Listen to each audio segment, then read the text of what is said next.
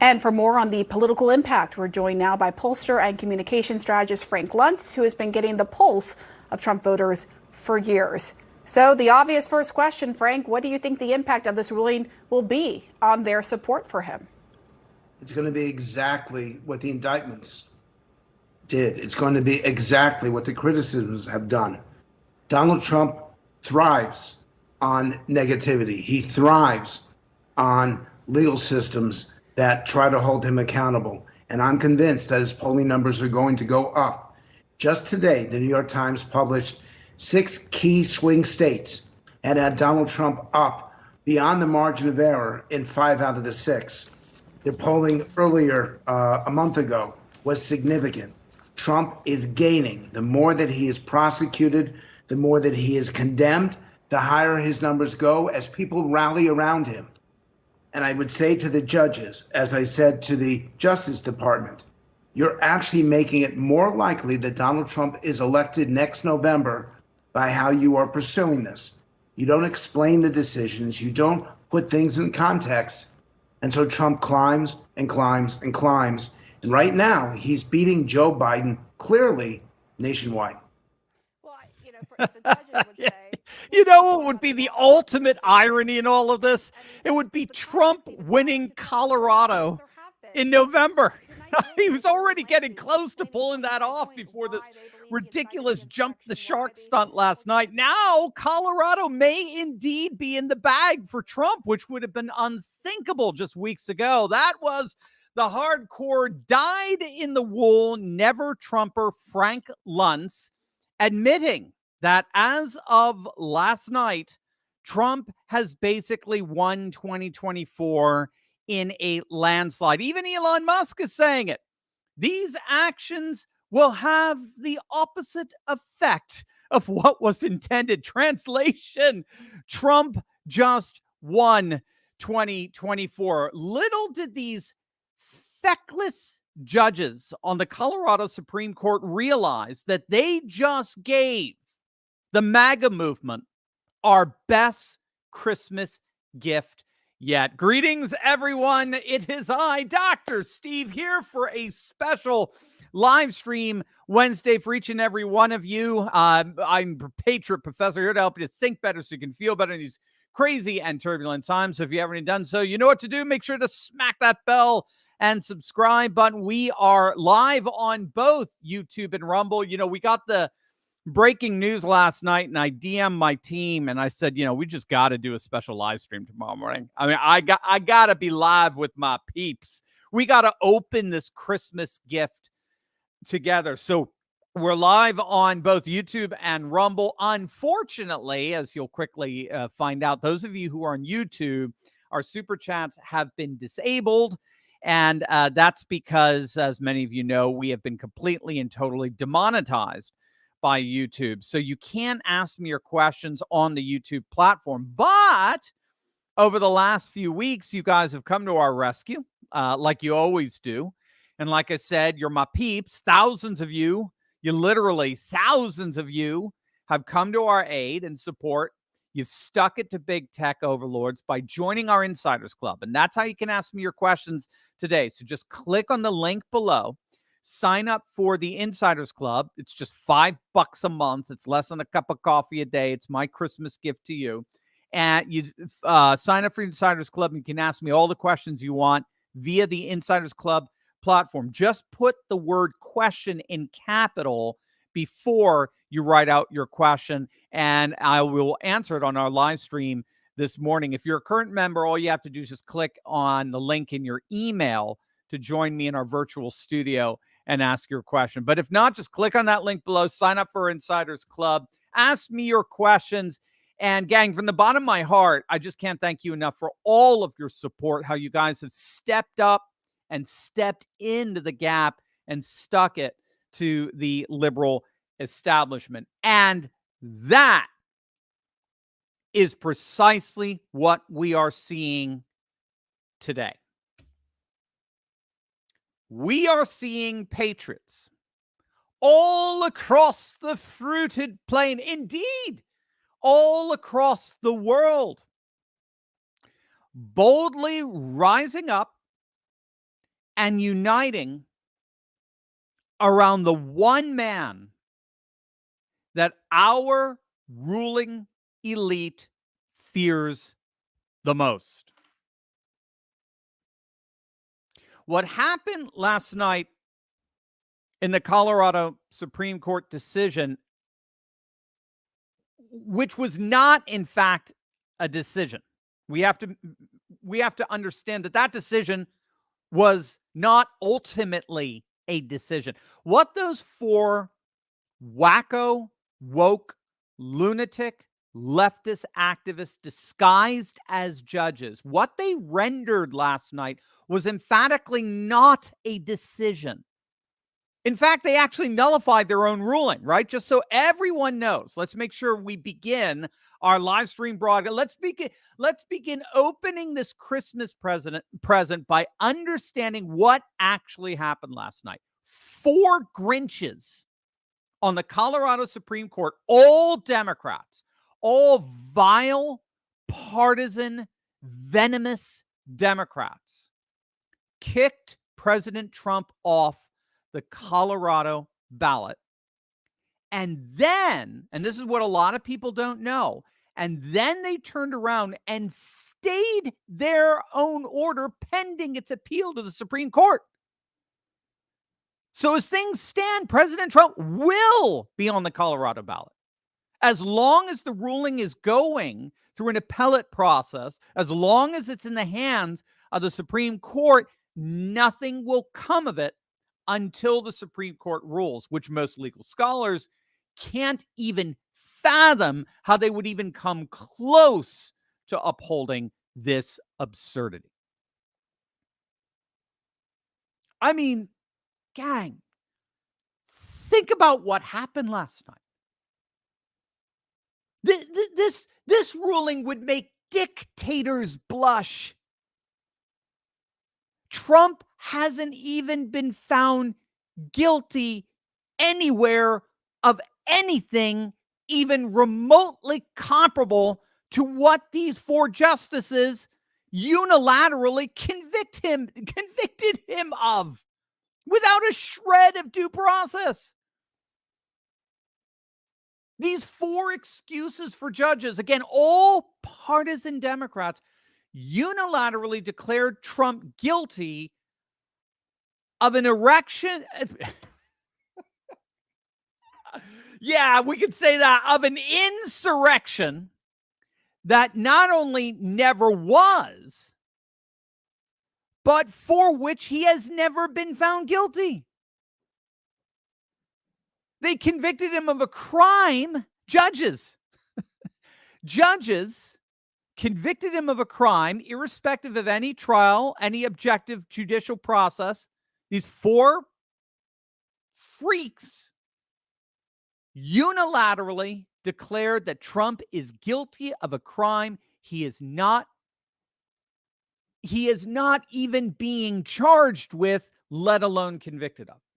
And then they use that dictate as the pretense to strike him from the Colorado ballot. And then, as if this were a cringeworthy comedy sketch, these jokers then turned around and stayed their own order, basically kicking it over to the Supreme Court.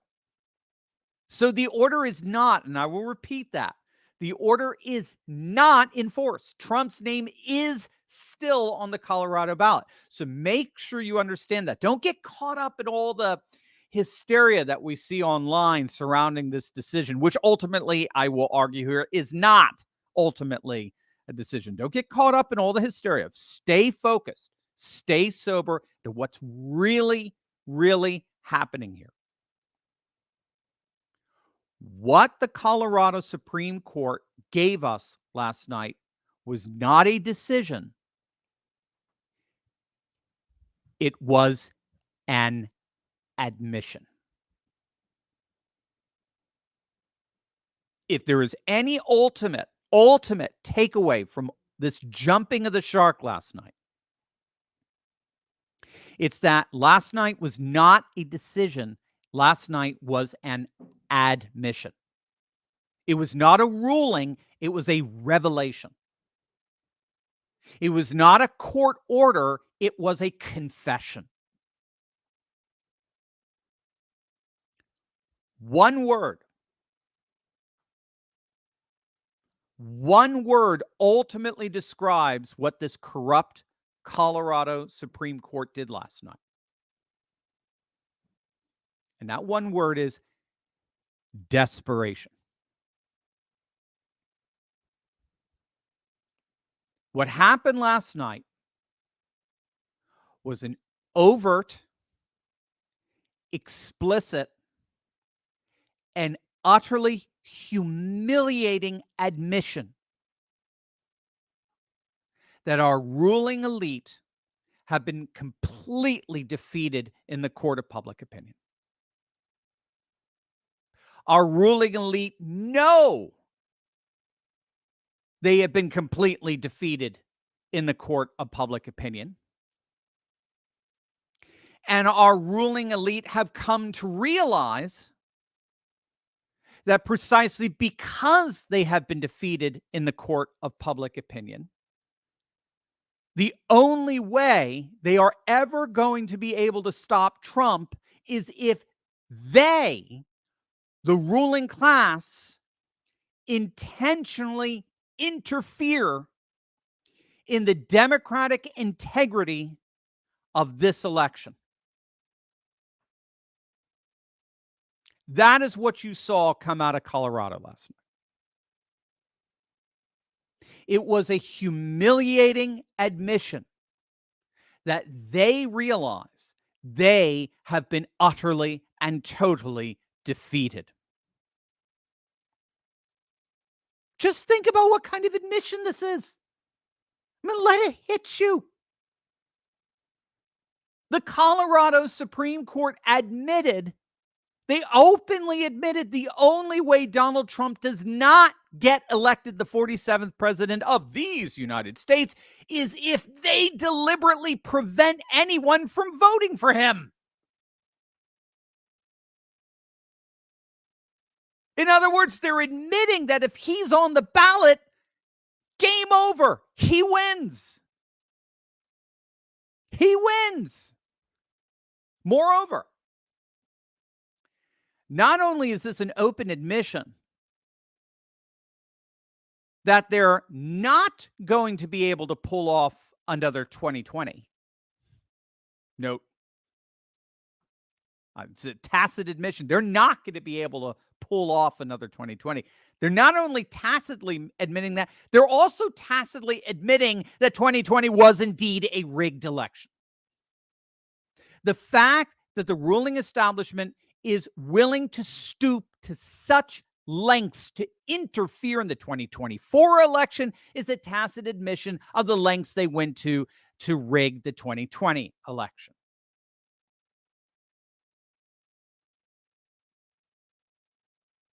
But now they're openly admitting they don't believe they're going to be able to pull off the same thing in 2024 as they did in 2020. They're not going to be able to scoop this current incontinent and chief back into the Oval Office, back into his nap corner through the same shenanigans they employed last time. They're openly recognizing that if they do not figure out a way of going so far as to actually prevent you from voting for Trump, he is going to win this election in an absolute blowout. That is what you saw coming out of Colorado last night. Do not lose sight of that. Moreover,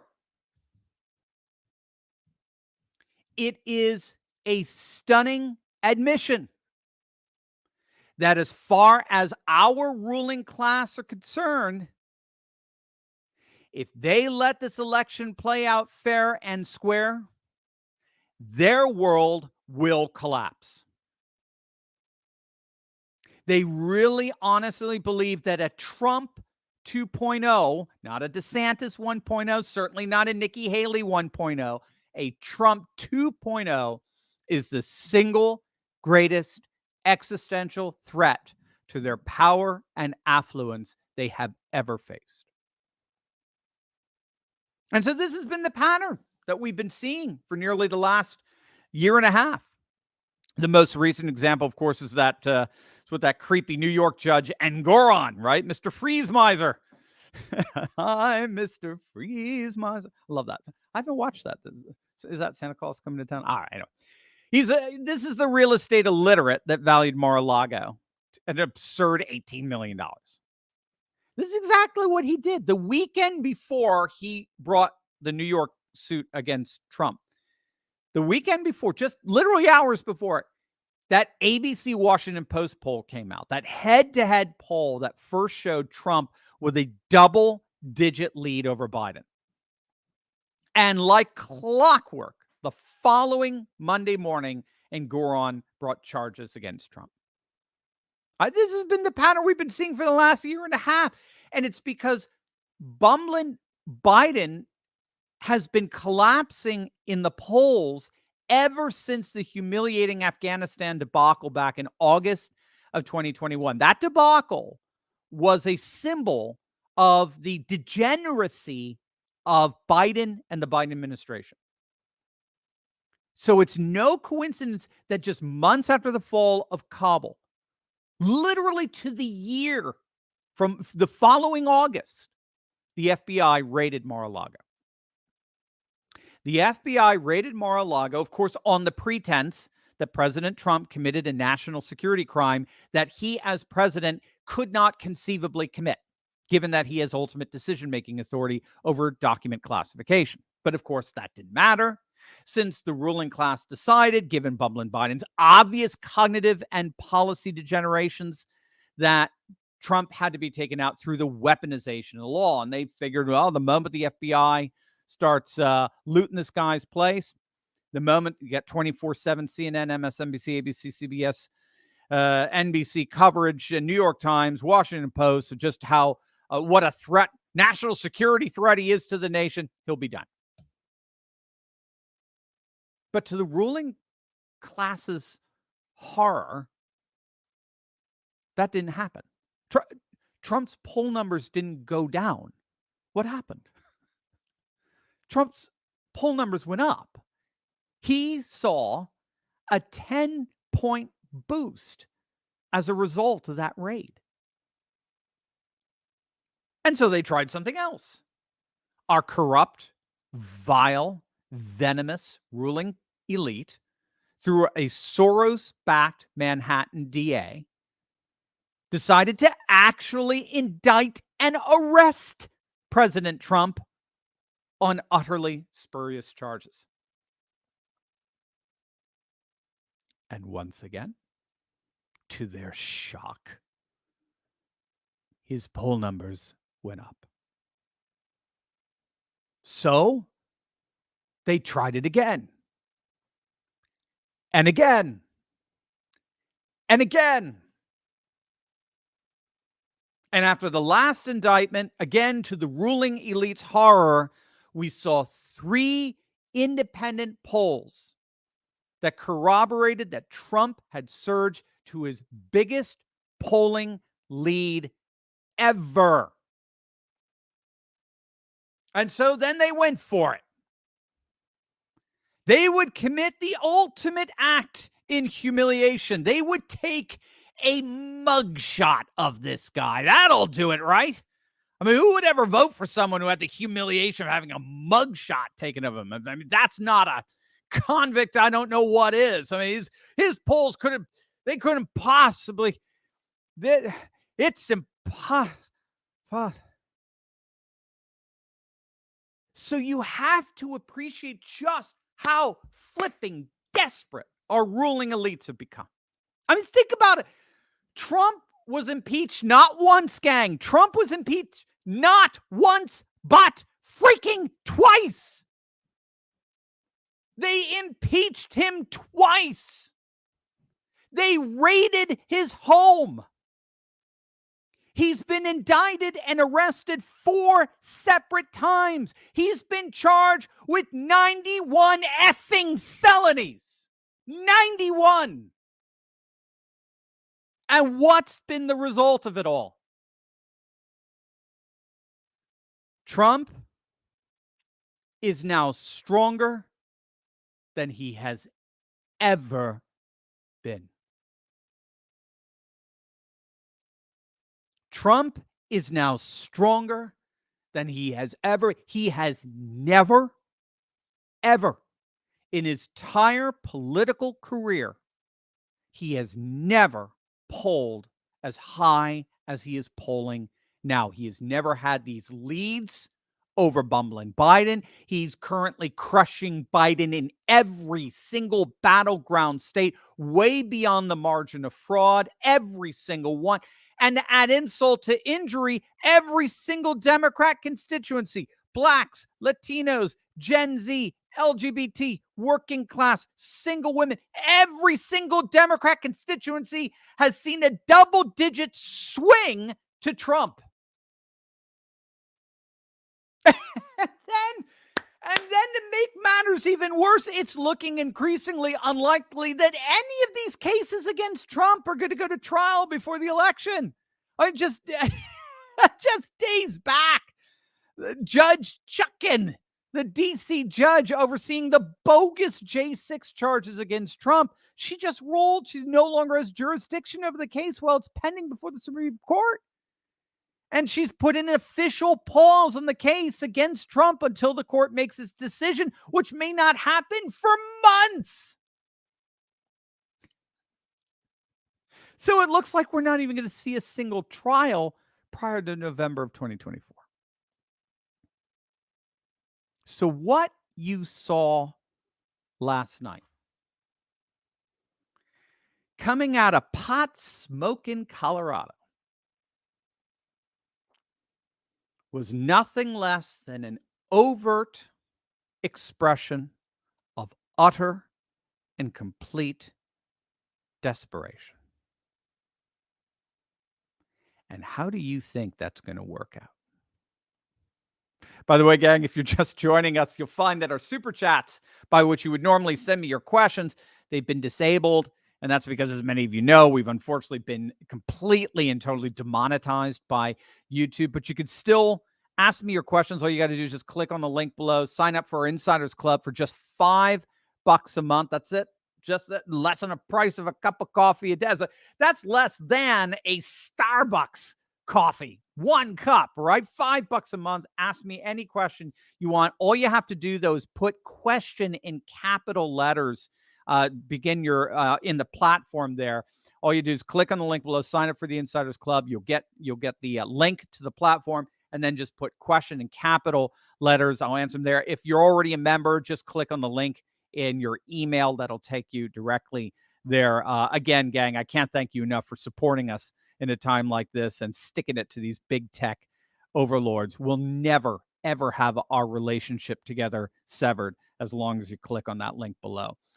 So how is all this desperation working out for our ruling elite? Well, as you may have guessed, the nation is rallying around Trump like never before. Vivek Ramaswamy was one of the first to come out saying that he would withdraw his name from the Colorado GOP primary ballot until Trump is officially and formally put back on. And almost immediately, the Colorado Republican Party responded by saying that Vivek wouldn't have to do that because they're going to convert the primary into a pure caucus system.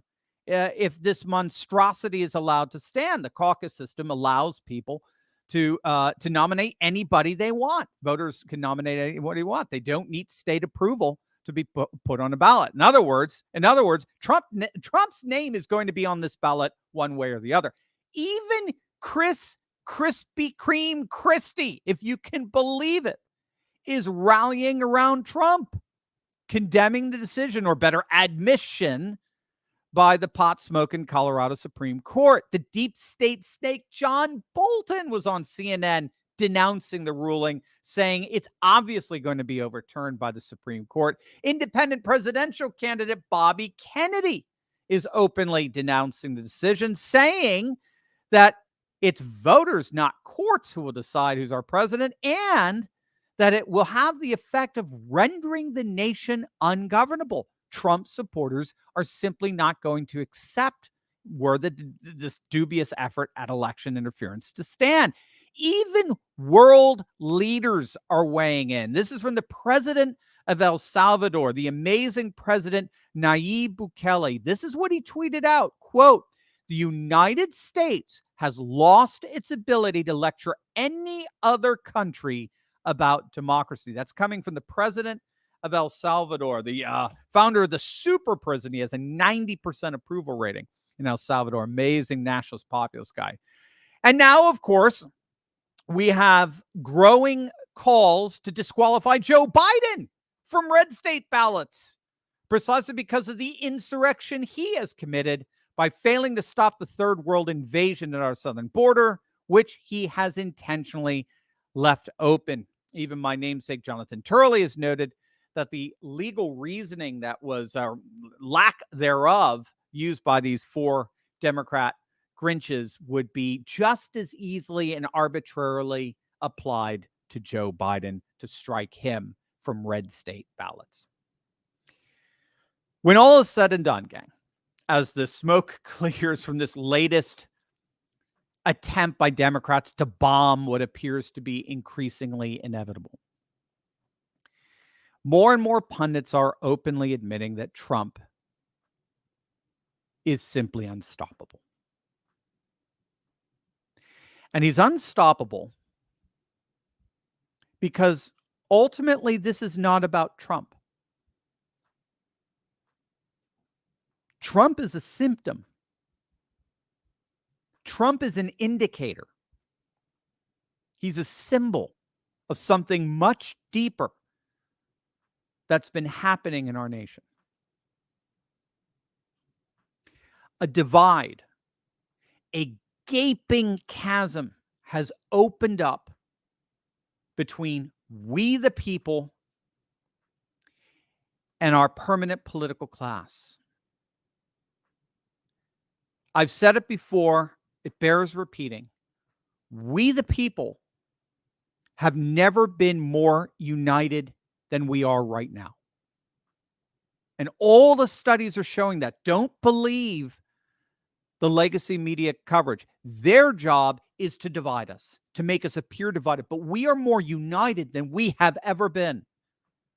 For example, we the people are more anti-war than we've ever been, even more than during the height of the Vietnam era. But then, across the Gulf, our permanent political class is absolutely obsessed with going to war with Russia, with China, with Iran, with Yemen. We have never been less racist than we are right now. Virtually every study out there shows that racist attitudes have plummeted in our nation. And yet, across the Gulf, our permanent political class has never been more obsessed with accusing us of racism. We, the people, are more united than we have ever been before. And so our ruling elite, who feel threatened by that unity, are doing everything they possibly can to divide us. We are living in a time when, in many respects, the people have never been more united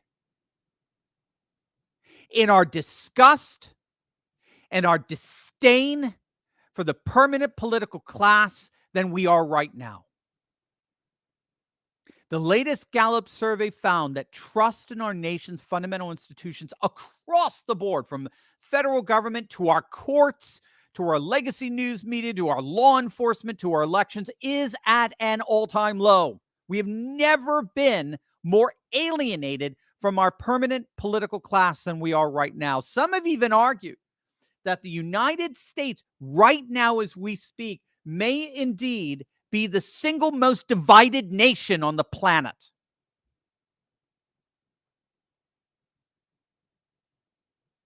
And in the midst of that, Donald J. Trump has positioned himself more than anyone else as the champion of the people, as the one who will faithfully represent the values, interests, and concerns of the people against the permanent political class's addiction to championing their own values, interests, and concerns that stand at such stark odds with the values, interests, and concerns of the people. Trump has positioned himself more than anyone else as the champion of this side of the divide. And all of the Wile E. Coyote attempts by our ruling elite to sabotage him and his candidacy in order to hold on to their own power and affluence only serves to confirm his position as our champion. The divide between the people and the permanent political class isn't going away through partisan antics. There is nothing the Colorado Supreme Court can do to wipe away this gulf, this chasm. If anything, as of last night, that divide just got wider. Hence why Trump's poll numbers will only go up.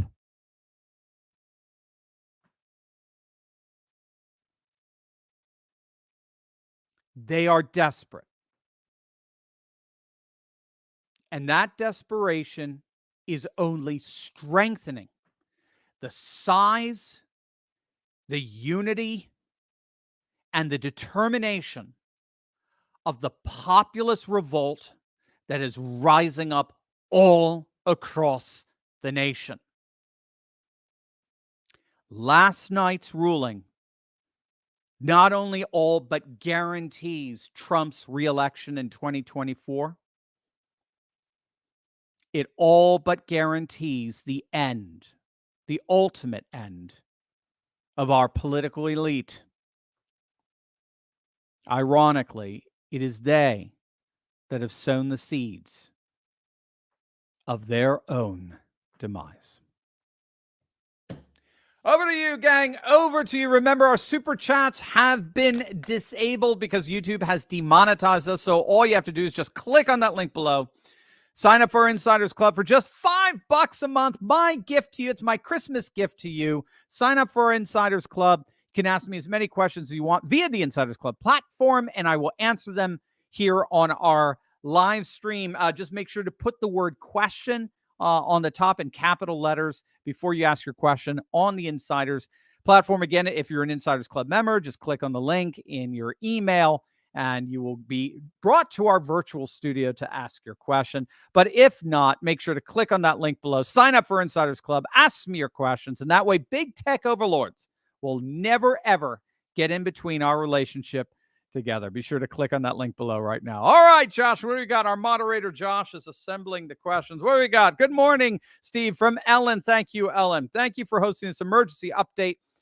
Others, Kayleigh McEnany, have said that this can't stand up because Trump hasn't actually been accused of insurrection. Do you agree? Also, doesn't the Constitution state that state legislatures and not their courts have jurisdiction over how they handle federal elections? Yes, and yes, you got it. You got it. So let's go in reverse order. This is an utterly absurd ruling. It's never happened before. It's totally unprecedented.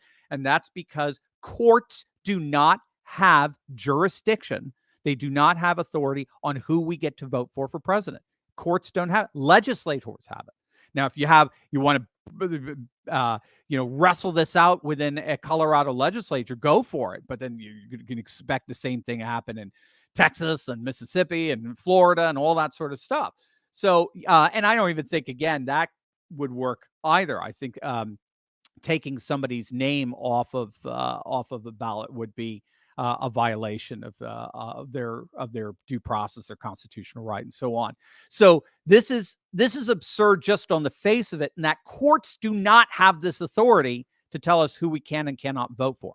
All right, we're not a dictatorship. We're not. We do not have who we can vote for determined by a ruling elite. We're not a banana republic. Nice and simple. But then to add insult to the injury, the pretext for them doing this totally unconstitutional act was convicting him of a crime he's not even being accused of. Jack Smith and all the charges they brought on him, insurrection wasn't one of them. And in fact, what the House tried to do in that second impeachment, which was just so embarrassing, he was acquitted for in the Senate, in saying that he had provoked an insurrection. He was acquitted. So this is absurd. So you're right on both counts. Again, very few people think this even has a remote chance of standing with the Supreme Court. Thank you, Ellen. Michael, so what does all this mean in the long run, and when can we expect a ruling for the Supreme Court? So I'm hearing January for the Supreme Court. We'll have to see. Again, the key to recognizing this is that this order is stayed as long as it's in the hands of the Supreme Court. So even if the Supreme Court doesn't rule, Trump's name still appears on the ballot. It was a cringe comedy sketch. It was something you might see like some fail from Saturday Night Live. I mean, they rule him off the ballot, but then immediately stay their own ruling. It's so that it has no teeth. So anyway, so I think you could expect in January. Long run, if we prevail, and I mean really prevail, I mean like the Republican Party comes over to the nationalist populist side and stops this love affair they have with the Uniparty that empowers the members but doesn't empower the party. Right? If you're a Republican, you find out very quickly when you go to DC that Democrats own the city, you just rent. And as long as you play ball the way the Democrats have set it up over the last 70 years since FDR, as long as you play ball, you're going to get very, very, very wealthy. You know, we're talking to eight figures. Okay. You're going to get very, very wealthy. So the current system benefits Republicans without benefiting the party, in that we don't get our values, interests, and concerns represented. So if the Republicans play their game rightly, and if they come over to the other side of the chasm that is quickly now reconfiguring the world, the nation around itself, that's really in the end what a parallel economy is all about.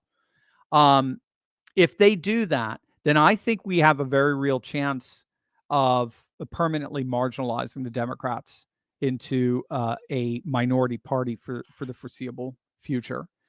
We may see the advent of a supermajority nationalist populist party, the grand old patriot party, as I like to call it, because now they're showing their hand.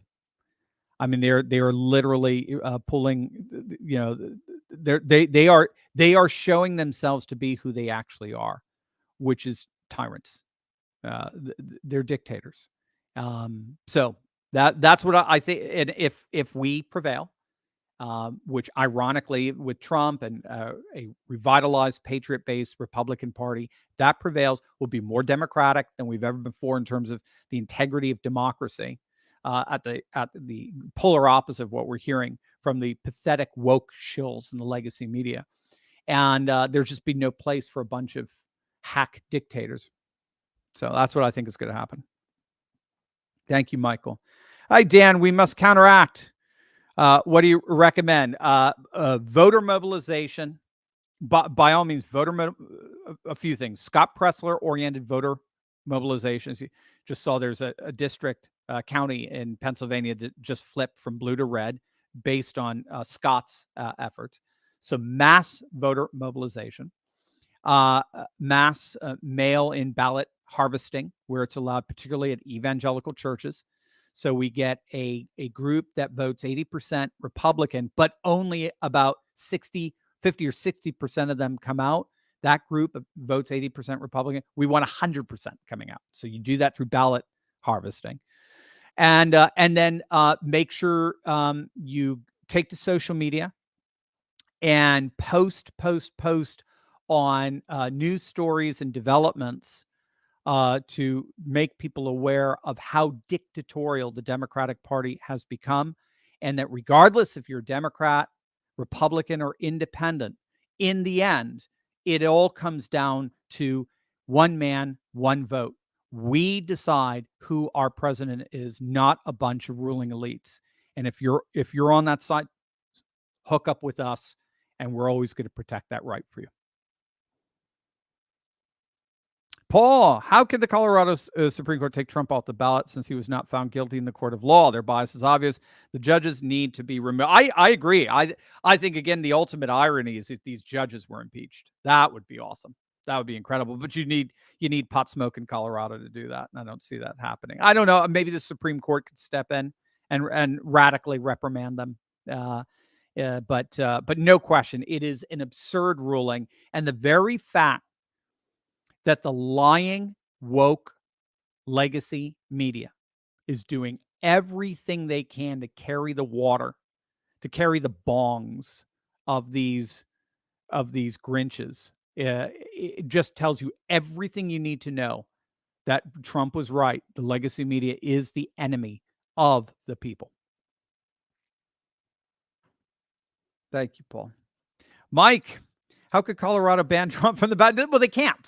I mean, they can't, and they haven't. That's the key. They can't, and they haven't. Courts do not have this authority to ban a candidate from running. Even this spurious 14th Amendment argument, many constitutional scholars say it doesn't apply to presidential elections. And it wouldn't even apply to January 6th. January 6th was not an insurrection. No one has determined January 6th. The FBI launched an investigation shortly after January 6th and concluded it was not an insurrection. So even the deep state came out and said, no, it was a riot, but it was an insurrection.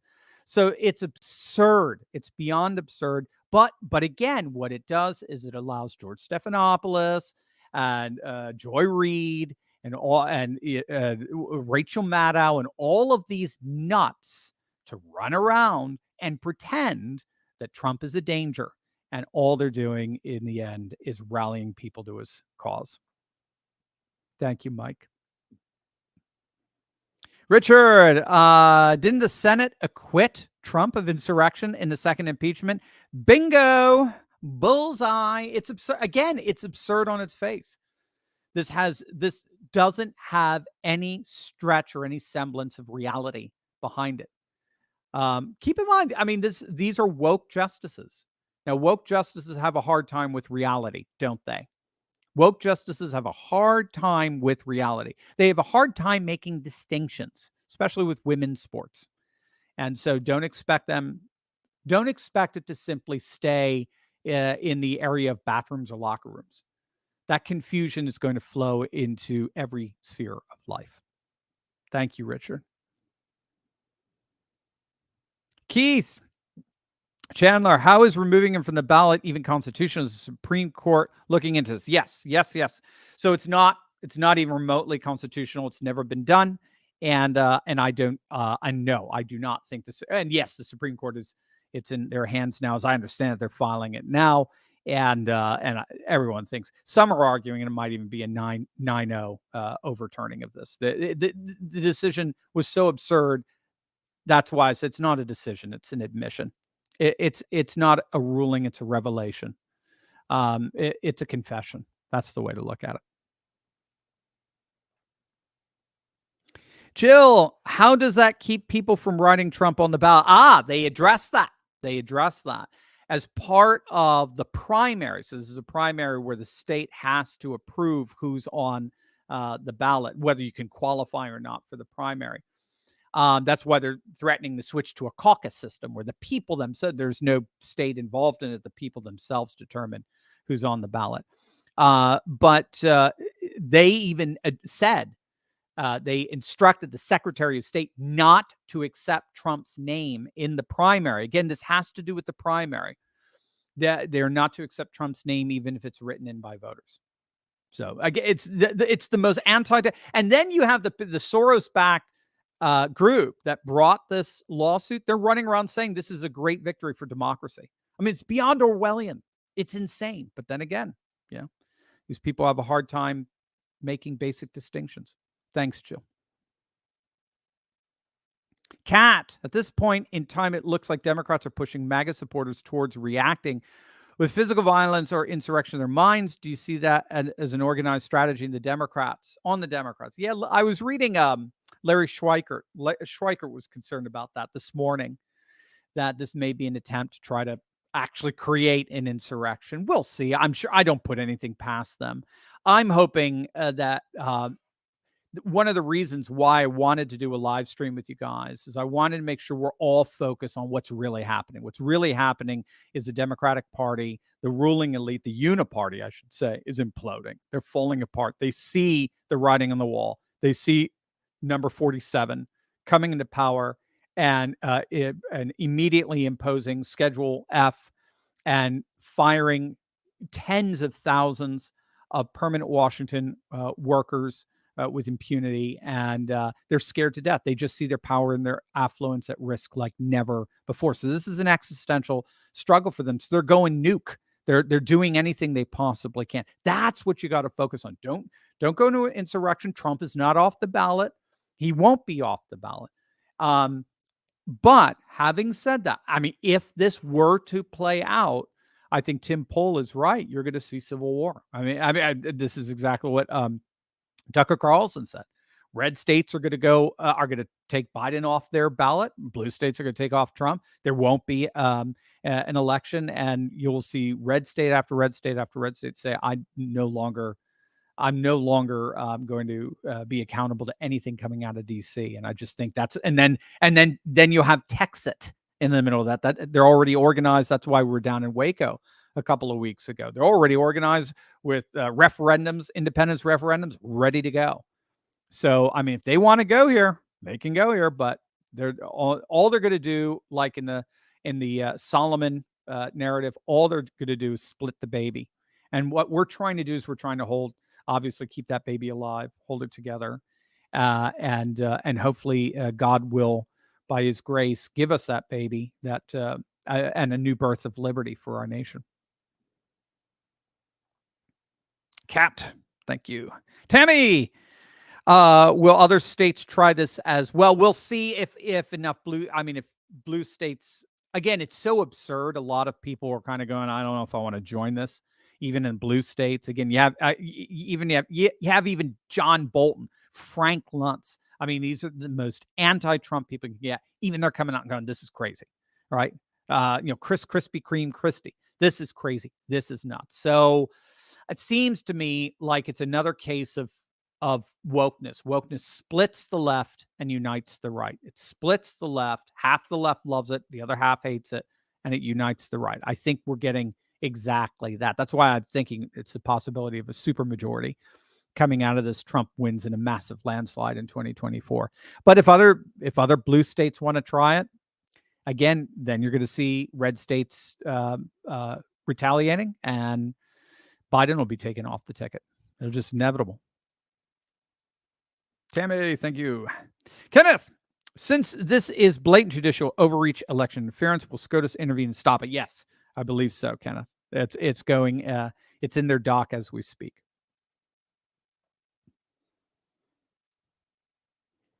Gerald, is there a way in which SCOTUS could slap the daylights out of these lower courts who do this garbage? I don't have the technical knowledge. We need someone like Jonathan Turley or Robert Barnes. They could tell us what powers SCOTUS has to reprimand these courts, but they're gonna have to at some point. These courts, I mean, what we're seeing in DC, what we're seeing in Fulton County, what we're seeing in New York, what we're seeing in Colorado. It's just absurd. Again, they've jumped the shark. They are so desperate that they've gone absolutely absurd. These are rogue courts, and there's got to be something that we've got to do something about it. There's no question. I don't know technically what that is. The good news is I think the people who do know what that is are thinking exactly that. Michael, did the Colorado Supreme Court do this just to force the U.S. Supreme Court to make a decision? Can the Supreme Court immediately stay it pending?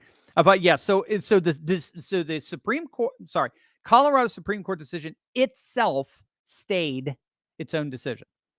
It stayed its decision until I think they put like January 4th or something like that. There's a date in there that it would go in force if the Trump team doesn't appeal this to the Supreme Court before then. Trump team's already said they're already in the process of appealing, so it's good as done. So nothing is happening with this.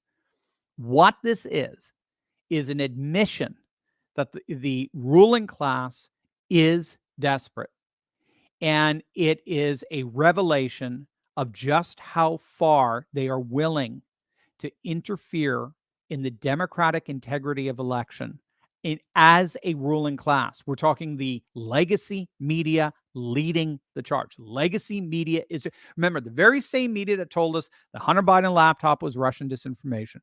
The same media that told us the Covington Catholic school kids were a bunch of racists. The Justice Smollett racial hoax, the Putin Trump Russian collusion nonsense. That very same media is now telling us that this Colorado Supreme Court gave us a very thought through and thorough decision. It was a very thought through, there were a lot of words in the decision. So they really thought this through. So obviously, President Trump being guilty of insurrection, he can't be on the ballot according to the 14th Amendment. Seems like it's a pretty sound argument to me. So, I mean, these people, again, Kim Jong-un would scratch his head and say, guys, no one's going to believe this. Come on, guys, back off.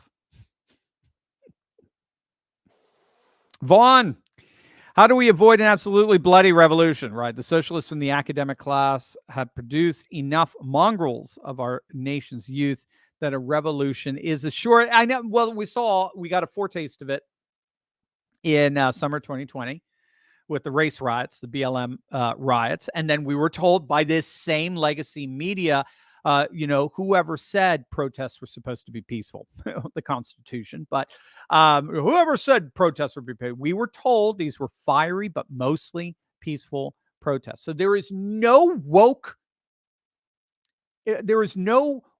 issue for which this legacy media will not shill. It's all part of what we call neo-feudalization, where billionaires and bureaucrats, corporations and courts, as it were, have teamed up to create a top-down, one-size-fits-all rule over the masses. And then they use a woke fundamentalism, just like in the original feudal era. They used a kind of religious fundamentalism enforced this time by a clerisy class to keep us all in compliance. Because anyone who steps out of compliance, anyone who has the gall to dissent from what the bureaucrats and billionaires want via DEI and ESG and the WEF and all this, they have to get excommunicated. And that's where cancel culture comes in. So again, what you have here is you have a group of people who are desperate to hold on to power and affluence. And as we saw in the summer of 2020, they are willing to justify violence in order to hold on to that power and affluence. All you have to do to justify violence is to offend the politically correct order. If you offend the politically correct order, then the violence is an expression of the oppression within this this racist systemic system that we're in. So, yes, I'm very nervous about that along with you. I think it's a very concerning thing. And Tucker Carlson has talked about it. Tim Pool's talked about it. And we've even had some scholars draw comparisons to the Colombian Civil War, 10-year Civil War, 1940s, if I recall, where urban gangs basically fought with suburban and rural militias. And the police took the side of the suburban and rural militias. And they ultimately won. But it's increasingly looking like it's something akin to that. The one hope I have is that we're even seeing the urban coalitions collapsing. You've seen that of late in Chicago, saw it in New York, where urban populations are flipping out at their mayors and their Democrat city councils for the inundation and the surge of illegal migrants who are getting more attention and more benefits than they are. And so that's creating a tremendous division within the Democrat coalition that could make it very difficult to channel their resentment over to, say, the MAGA crowd, rather than their own Democrat leaders. So we'll have to see how that plays out. Thank you, Vaughn. Jeff, what are the chances the Supreme Court comes back and says, even though they find this ruling completely wrong, that they believe it's a states' rights issue and can't do anything about? Well, no, because these are courts. It would be one thing if it were legislators. That's a whole different thing. That's what they did in 2020. But these are courts. These are Supreme Courts that are under their jurisdiction. Neil Gorsuch, I believe, has as part of his jurisdiction, his own personal state court jurisdiction, Colorado comes under his, so he could render the decision, just overturn it, as I understand it. But no, if they do that, I think Tim Pool and I think Tucker are absolutely right. I think you're going to see this country split. There's no way around it. The moment the MAGA forces throughout the country and just sympathetic lovers of democracy see that the uniparty is willing to come in and openly interfere in the democratic integrity of election with impunity, without any feedback system whatsoever. The moment people see that, it's done. The delegitimacy the delegitimacy goes through the roof. Remember, a government can only function, according to legitimacy theory, a government can only function if the vast majority of the people see it as legitimate. And they only see it as legitimate to the extent to which they are confident and trust that the government operates for the good of pretty much everybody, or for most. The moment they see the government is operating for the good only of a special elite, like what happened in Eastern Europe and the Soviet Union, the whole thing inevitably collapses. So that's what they're risking in the end. Linda, how long will it take for the Supreme Court to rule on this? Predictions on how they will lean? Yeah, so I think they're going to overturn it, obviously. And some are saying it'll be as early as January. Steve, email link was not working. Missed the first 12 minutes of the podcast. Ooh, okay. So I don't know, guys. Make sure you check that out. Make sure the email link is working. Sorry, Steve, about that. Garrett, Tim Pool seemed to think they know they will be overturned and will try and slow walk the process of correcting the ballot prints. Do you think quick action will actually be taken? All props to Vivek response. Yeah, I think I don't know about the slow. They may try some slow walking. They may try, but again, in the end, it's not going to change the result. If Trump's name is on the ballot, he's going to win Colorado in a blowout. So I don't see that. I agree to an extent that they know this decision is absurd. They know it's going to be overturned, but they just want to give fodder for the legacy media to try to continue its 24/7 barrage against Trump, given these astonishing poll numbers that we're seeing, where he's just basically blowing Biden out of the water, way beyond the margin of fraud in every single battleground state. So, and yes, props to Vivek. Vivek will obviously have a very prominent role in the Trump administration in some way, shape, or form, whether the head of the RNC, whatever it may be. But he will obviously have a very, very prominent role because he has proven his bona fides. He has been 100% pro MAGA the whole way through. He has not wavered one bit.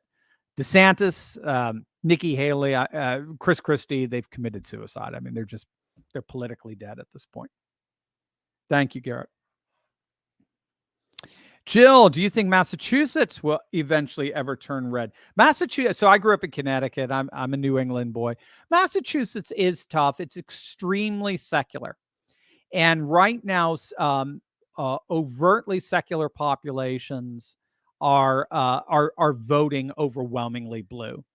So there would have to be, I would argue, some kind of demographic shift there. Now we are seeing it; it is happening, but it may take 20 years. That's the problem, and that demographic shift is the conservative religionists, particularly conservative Christians, are having lots and lots of kids, while secular liberals have basically stopped. They basically stopped having kids. That's what's going on throughout the country. It's actually what's going on throughout the world. And so Eric Kaufman, University of London, has the religious shall inherit the earth thesis that given enough time demographically, conservative religionists will take over the majority by far. And that includes Massachusetts as well. So yes, it will turn red eventually, but it's going to take time. That's all, because you're going to need a whole demographic shift. Brian, the entire battle is about election fraud and election interference. You need to focus more on the problem. You should be talking about what, Brian, Brian, I'm just going to interrupt you. Don't tell me what I should be talking about. All right. I talk about what I believe is, I do exactly what Rush Limbaugh said. I talk about what I think is the most important issue. So you start your own channel. You could talk about what you should be doing, but I will finish what you say. You should be talking about election fraud, battle every day, 24/7, nothing else. Okay. So you're just hyper.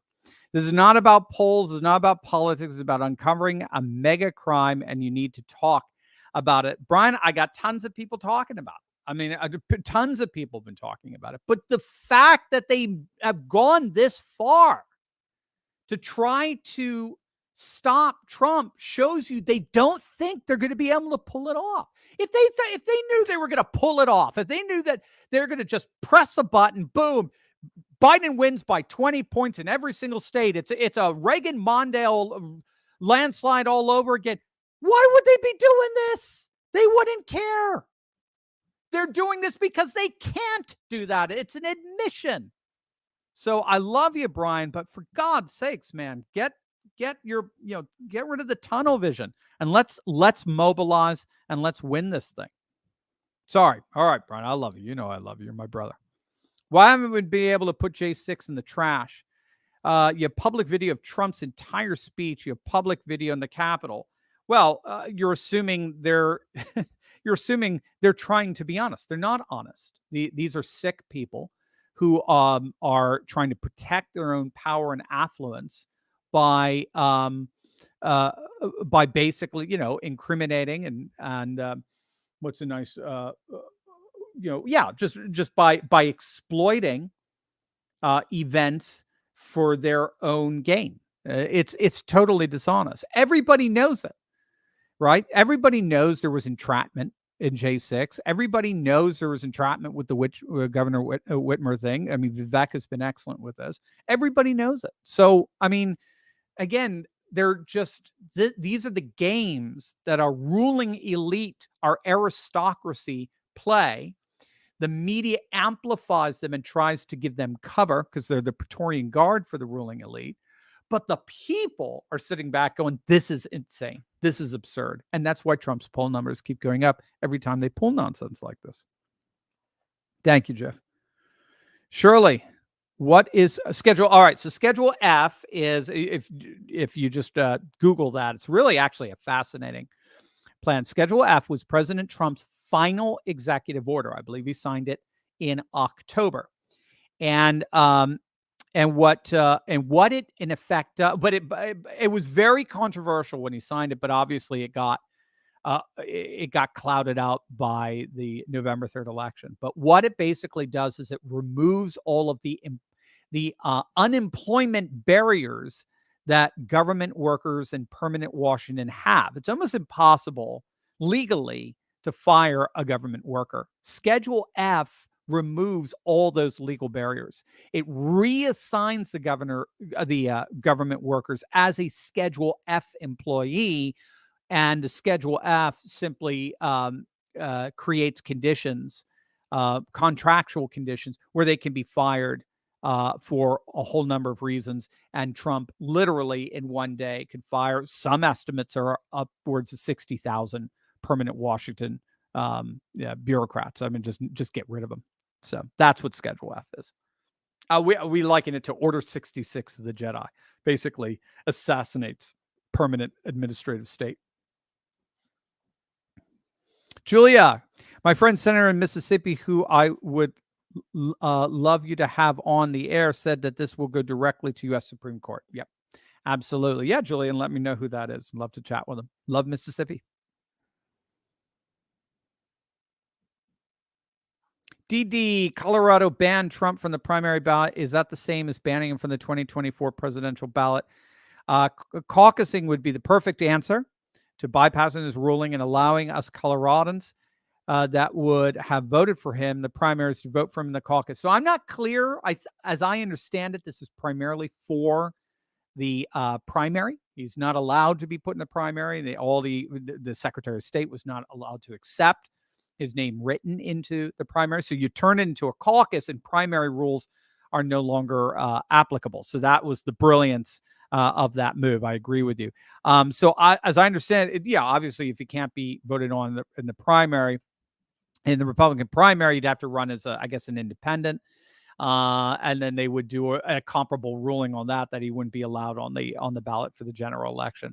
Again, in the end, I just don't think we have to worry about it. Nothing like that's going to happen. They're not going to have to go to a caucus at this point. We will see how things play out. But it is better to recognize that this is an admission of just how desperate the deep state has become. Kat, in the U.S., if the U.S. becomes predominantly one party, it already is, uniparty, right? Won't there be the problem of another group becoming the ruling elite again? Oh, I see what you mean. So if we go the other way, yes. Okay, so if we have like a MAGA super party, super majority and so forth. So here's the key: you're always going to have a ruling elite. You're always going to have Jordan Peterson talks about the Pareto principle. You're always going to have the 1% to 2%. You're going to have the Elon Musks, you're going to have the Trumps, you have the ones who get to the top. That's just, there's just no way around that. You're always, even in a socialist communist system, you're always going to have a Politburo, and you're always going to have people who are on the top of the Politburo. And then within the poll, you're always going to have people within the top of the poll. That's what I meant to say. And I got to have myself. So you're always going to have the ruling elite. The question, though, is whose values are the ruling elite representing?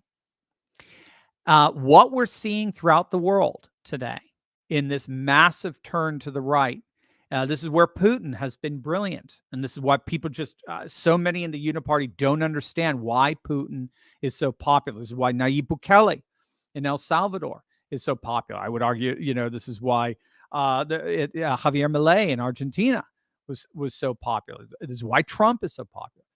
You're always going to have a ruling elite. You're always going to have your billionaires and your bureaucrats. But the popularity is being found in those who are unwavering champions of the values, interests, and concerns of the people.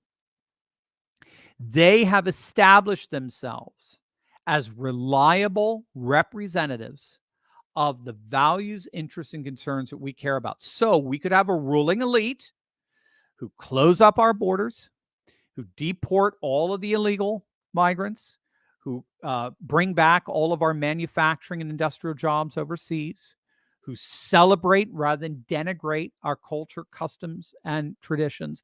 That is a ruling elite we can live with. Our founding fathers were in many respects aristocracy, right? Our ruling, you're always going to have people on the top. And the question is, whose values, interests, and concerns are they representing? Now, it's to their interest to represent the values, interests, and concerns of people, because when the people band together, just ask Marie Antoinette, when the people band together, there's very little that this tiny little ruling class can do to stop it. And that's what I would argue is happening. It's happening all over the world. The people are banding together and pushing back against permanent Washington. And they're digging in their heels, as you can see via Colorado. They're digging in their heels, trying to push back against our blowback. And it's not going to work because there's more of us than there are of them. So you're always going to have a ruling elite. But the question is, whose values do they represent? Today, we have a ruling elite that by definition enforces and champions values, interests, concerns that benefit them at the expense of us. So they love open borders. They love shipping our jobs overseas. They love importing new voters. They love denigrating and disparaging our cultures, customs, and traditions with woke nonsense.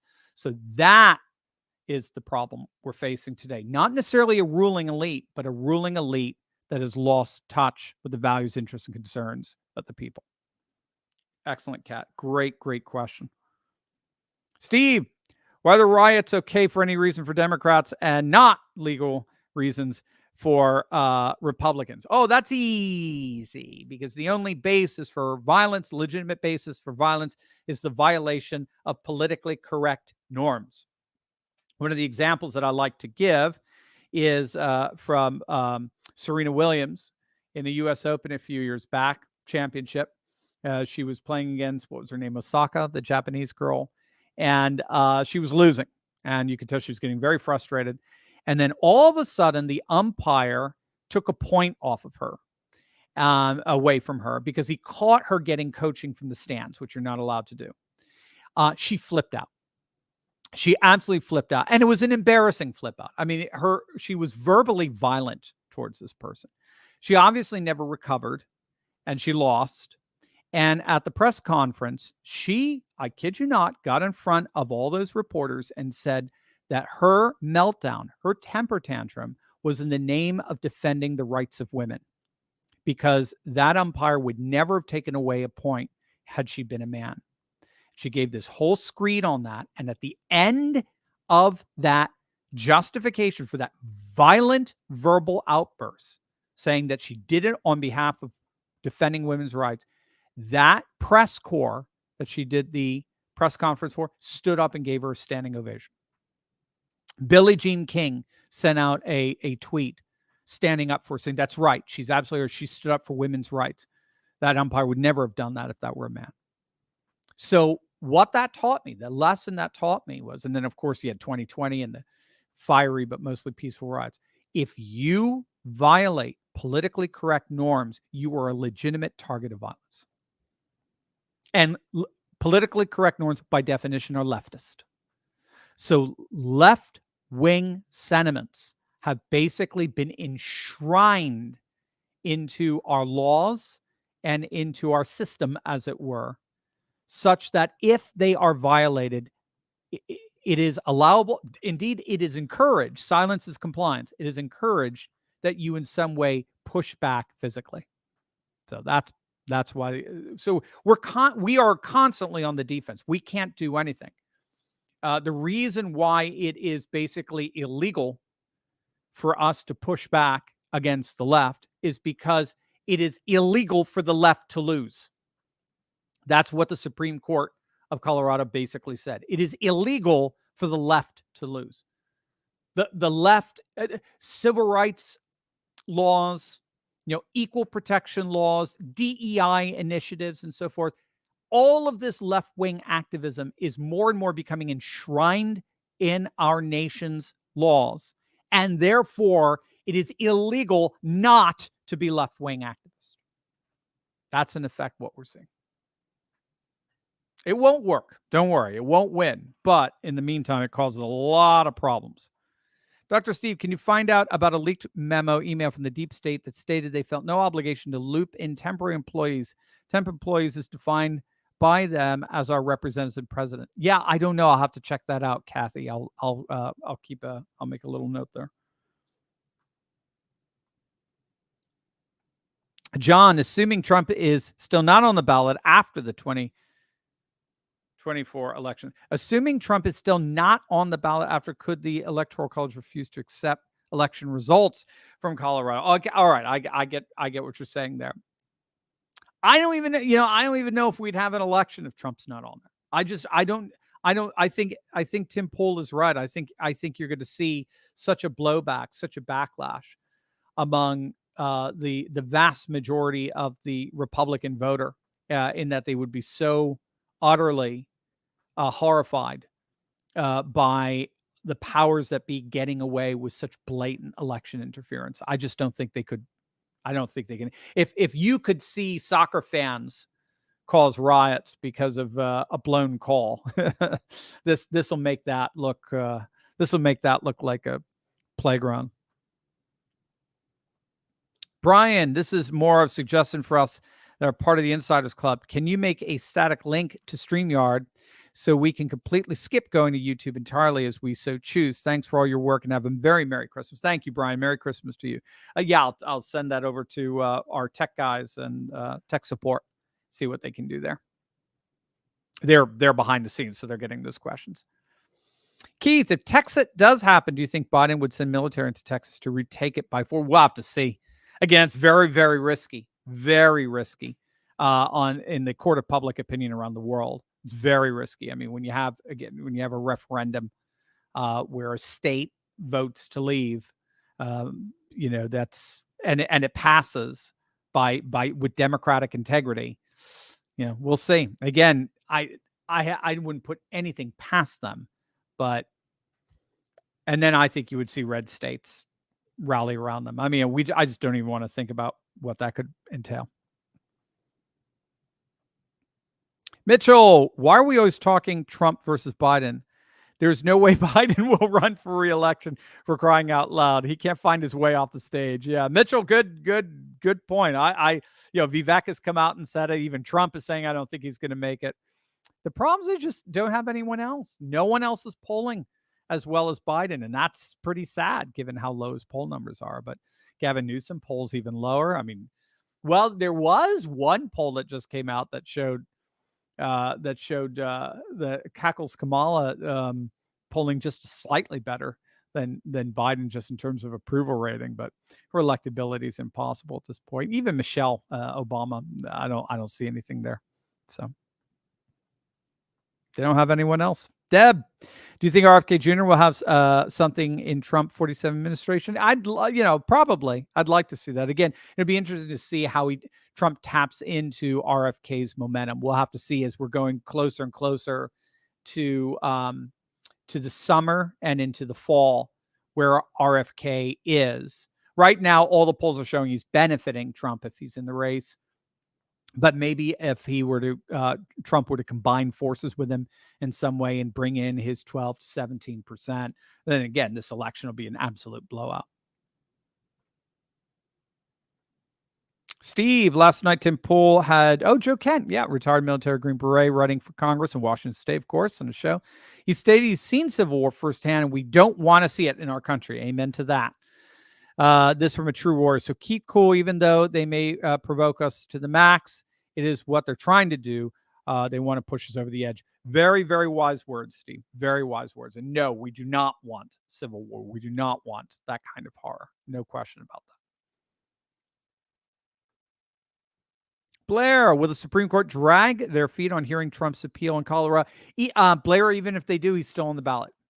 That's the key. So even if they didn't render a decision for months, as long as it's in the hands of the Supreme Court, the admission, not decision, the admission, right? The confession by the Colorado Supreme Court is stayed. There's nothing they can do. Trump's name remains on the ballot. Jeff, Steve, I think Biden will run, but shortly after being sworn in will resign. Yeah, right. Well, hopefully we don't have to worry about that because as the polls are showing, he's going to get clobbered. But yeah, well, probably. I mean, he would be, what is he now, 82? He would be president until he's like almost 86, climbing towards 90. I mean, if he's this bad now, you can only imagine what he'll be at that point. So there's no way, were he to win, he would not fill out his second term. I couldn't even imagine it. Susan, do you think the regime will purposely enter into war so the current president stays in office? They already are. It's called Ukraine and Israel. They're doing everything they can to try to keep the military-industrial complex churning. I don't know, though, if they would start a war inside the country. That would be pretty extreme. No question about it. And that is it, gang. Merry Christmas to you. This was an amazing gift we've all been given.